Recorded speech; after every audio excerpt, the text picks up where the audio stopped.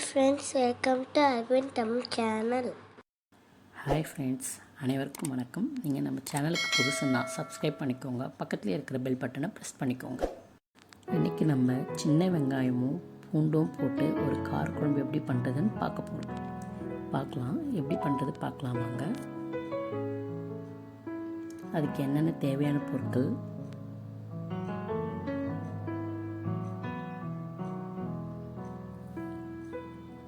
சின்ன வெங்காயம் நல்லா 2 கை அளவுக்கு எடுத்துக்கோங்க.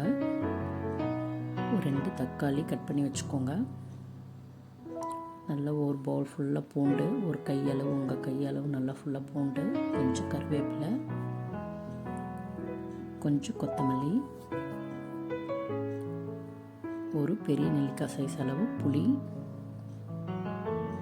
குழம்பு மிளகாய்த்தூள். இதுக்கு மிளகாய்த்தூள் இல்லாததுனால நான் பெரும் மிளகாய்த்தூள் ஆட் பண்ணியிருக்கேன். தேவையான அளவு உப்பு, நல்லெண்ணெய் தேவையான அளவு, புளியை கரைச்சி உப்பு போட்டு கரைச்சி வடிகட்டி மிளகாத்தூள் போட்டு கரைச்சி வச்சுருக்கேன். வாங்க இப்போ எப்படி பண்ணுறது பார்க்கலாம். கேஸ் பற்ற வச்சுக்கோங்க.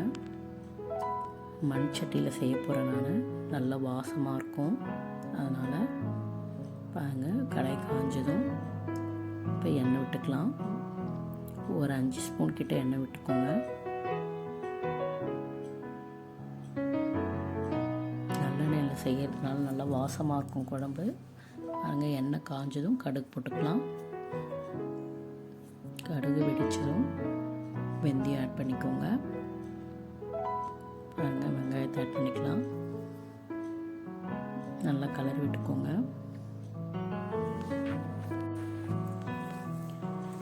பாருங்க, கொஞ்சம் கருவேப்பிலையும் ஆட் பண்ணிக்கலாம். நல்லா கலரி விட்டுருங்க. இப்போ பூண்டு ஆட் பண்ணிக்கலாம். நல்லா கலரி விடுங்க. நல்லா வதங்கட்டும். பூண்டும் வெங்காயமும் நல்லா வதங்கட்டும் எண்ணெயிலேயே.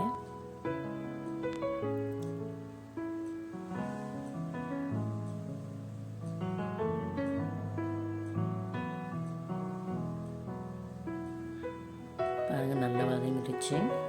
இப்போ நம்ம இந்த ஸ்டேஜில் தக்காளி ஆட் பண்ணிக்கலாம்.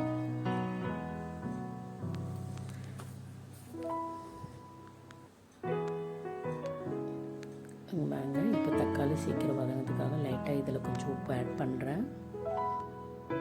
புளி தண்ணியிலையும் போட்டு கரைச்சி வச்சுருக்கேன். இதில் லைட்டாக ஆட் பண்ணிக்கிறேன்.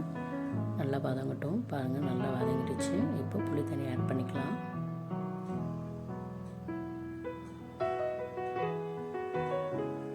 இன்னும் கொஞ்சம் லைட்டாக தண்ணி விட்டுக்கலாம். அந்த பவுலை இது பண்ணி எடுத்துக்கலாம். லைட்டாக விட்டுக்கோங்க, ரொம்ப தண்ணி விட வேண்டாம். நல்லா கலரி விட்டுக்கோங்க. நல்லா கொதிக்கட்டும். பாருங்க, இது மண் சட்டின்றதுனால நான் கலரி விட்டுருக்கேன். ஏன்னா அடி பிடிச்சிரும். அதனால் நல்லா கொதிக்கட்டும். நல்லா சுண்டி வந்துடுச்சு பாருங்கள் குழம்பு. இப்போ கொத்தமல்லி போட்டுடலாம்.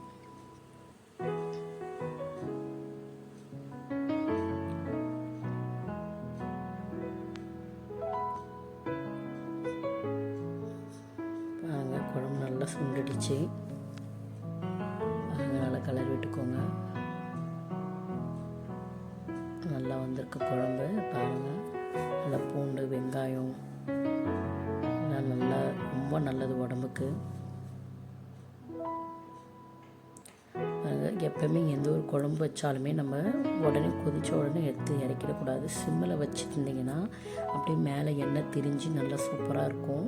அப்போ தான் ஒரு 10 நிமிஷம் சிம்மிலேயே வச்சுட்டு விட்டிங்கன்னா குழம்பு நல்லா மேலே எண்ணெய்லாம் திரிஞ்சு நல்லா அழகாக இருக்கும். பார்க்கறதுக்கும் நல்லாயிருக்கும். எண்ணெயும் நல்லா மேலே மிதந்து வரும். சூப்பராக இருக்கும். சாப்பிட்றதுக்கும் நல்லா டேஸ்ட்டாக இருக்கும். சீக்கிரம் கெட்டு போகாது. பாருங்கள், பவுலில் ஊற்றிக்கலாம். பாருங்கள் எப்படி வந்திருக்கு பாருங்கள் குழம்பு.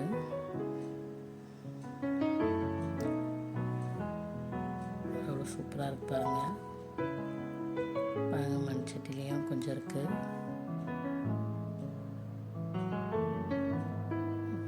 பாருங்கள், இதே போல் நீங்களும் செஞ்சு பாருங்கள். செஞ்சு பார்த்துட்டு கமெண்ட் சொல்லுங்கள். இந்த வீடியோ உங்களுக்கு பிடிச்சிருந்ததுன்னா லைக் பண்ணுங்கள், ஷேர் பண்ணுங்கள். போல் வேறு ரெசிபியில் அடுத்த வீடியோவில் பார்க்கலாம். நன்றி.